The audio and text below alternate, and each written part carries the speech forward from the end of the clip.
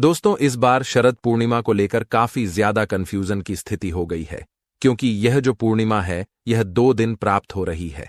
ऐसे में सभी भक्तों के मन में यह संदेह बना हुआ है कि 6 अक्टूबर या 7 अक्टूबर पूर्णिमा का व्रत हम किस दिन रखें। खीर किस दिन हम खुली आसमान के नीचे रखेंगे और किस दिन व्रत का पारण करेंगे और खीर का सेवन करेंगे, और शरद पूर्णिमा की रात किए जाने वाले धन प्राप्ति उपाय हम किस दिन करेंगे। आज की इस वीडियो में संपूर्ण जानकारी आप सभी के साथ शेयर करूंगी।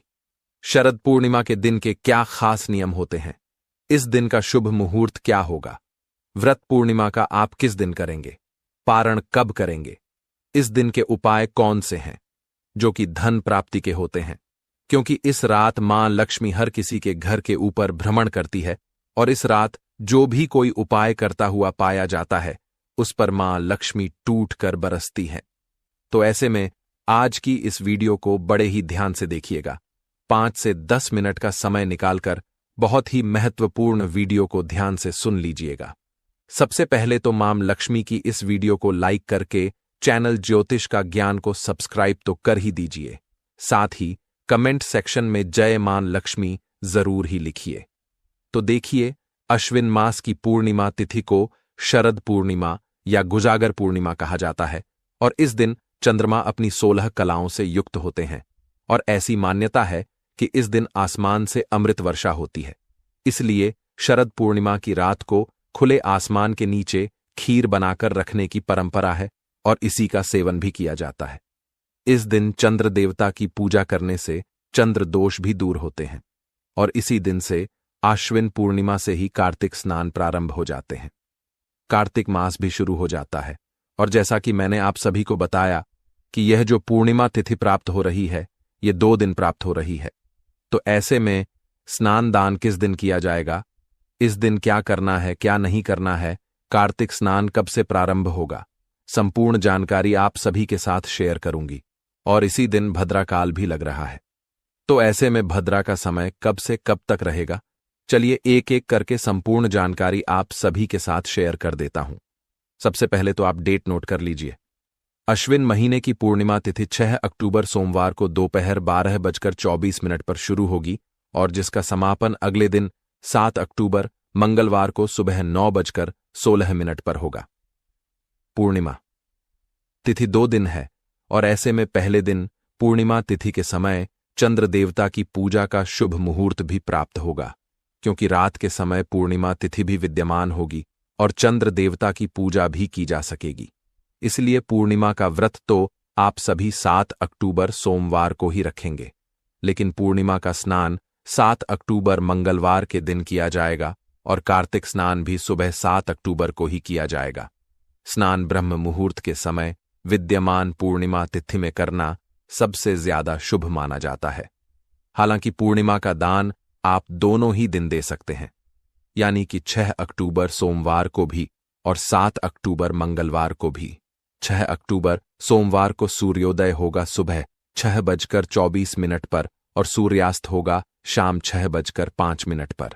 बात करें चंद्रोदय की तो शाम 5:34 पर चंद्रोदय होंगे और ब्रह्म मुहूर्त के समय में सुबह 4:48 से 5:36 तक रहेंगे।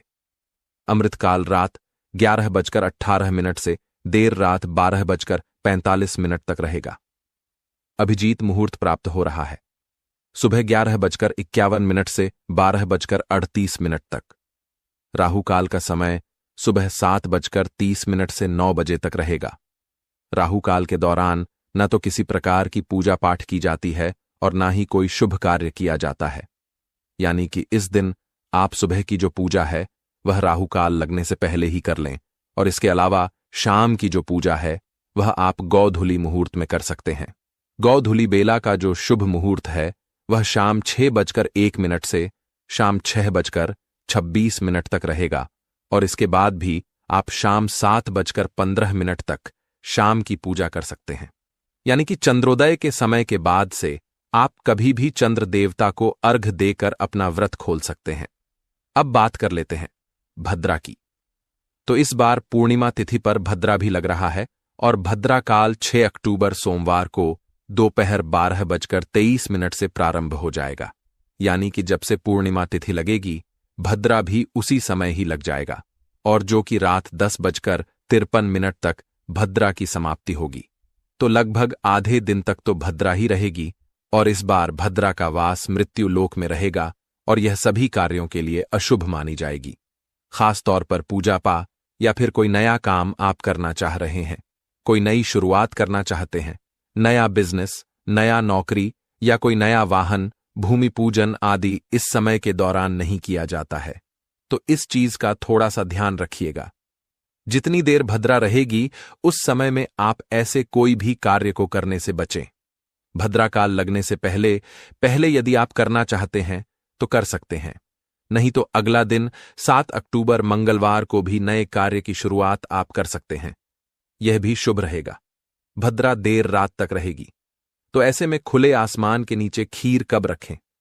तो देखिए, जब भद्रा समाप्त हो जाए तब उसके बाद में आप अगले 2-3 घंटे तक आप आसमान के नीचे खीर रख सकते हैं, और उसकी समाप्ति के बाद अगले दिन सुबह स्नान करके इस खीर को प्रसाद के रूप में पूरे परिवार के साथ ग्रहण कर सकते हैं। यदि ऐसा ना कर पाएं तो क्योंकि अगले दिन भी सुबह 9:16 तक पूर्णिमा तिथि है, तो आप 7 अक्टूबर मंगलवार को सुबह ब्रह्म मुहूर्त में उठकर स्नान करें, खीर बनाएं, और तारों की छांव में जब आसमान में चंद्रमा भी विद्यमान हो, उस समय आप इस खीर को खुले आसमान के नीचे एक आधे घंटे तक रखने के बाद में प्रसाद रूप में ग्रहण कर सकते हैं। बात करें 7 अक्टूबर की, तो 7 अक्टूबर मंगलवार को सूर्योदय होगा सुबह 6:24 पर, और सूर्यास्त का समय रहेगा शाम 6:04 पर, और इस दिन चंद्रोदय का समय रहेगा शाम 6:12 पर। ब्रह्म मुहूर्त का समय रहेगा, जो कि स्नान के लिए सबसे उत्तम होता है, वो सुबह 4:48 से लेकर 5:36 तक रहेगा। इस दिन राहु काल दोपहर 3 बजे से 4:30 तक रहेगा। ध्यान रखिएगा, पूर्णिमा तिथि 7 अक्टूबर को सुबह 9:16 तक ही रहेगी, तो पूर्णिमा का जो भी स्नान दान है वह आप इसी समय ही कर लीजिएगा। इसी दिन अभिजीत मुहूर्त रहेगा सुबह 11:51 से 12:38 तक। तो श्री सत्यनारायण भगवान की जो पूजा आप करते हैं वह 6 अक्टूबर 2025 के दिन ही करेंगे। अब बात कर लेते हैं इस दिन के जाने वाले कुछ खास उपाय की, जो कि धन प्राप्ति और आपकी तरक्की से जुड़े हुए होते हैं। तो देखिए, शास्त्र कहते हैं कि इस रात माता लक्ष्मी स्वर्गलोक से निकलकर पृथ्वी पर आती है, और वे हर घर में झांकती है और उन्हें पुकारती है। कौन जाग रहा है? और जो भी भक्त रात्रि में जागरण कर माता की आराधना करते हैं, दीपक जलाते हैं, भजन कीर्तन करते हैं, मन से आवाहन करते हैं, उनके घर में लक्ष्मी जी का स्थायी निवास होता है। इसलिए इस रात धन और समृद्धि की वर्षा करने वाली रात भी इसे कहा जाता है। शास्त्रों में इस रात को अमृत और आशीर्वाद की रात कहा गया है। शरद पूर्णिमा केवल एक तिथि नहीं, बल्कि एक दिव्य और पवित्र रात है, जब चंद्रमा अमृत वर्षा करते हैं और भगवान श्री कृष्ण प्रेम रचाते हैं और लक्ष्मी माता कृपा बरसाती है। अगर आपने इस रात सच्चे मन से जागरण किया, पूजा की भक्ति में डूबे रहे, तो न केवल आपको जीवन में सुख समृद्धि की प्राप्ति होगी, बल्कि आपका मन, शरीर और आत्मा तीनों अमृत से सराबोर हो जाएगा।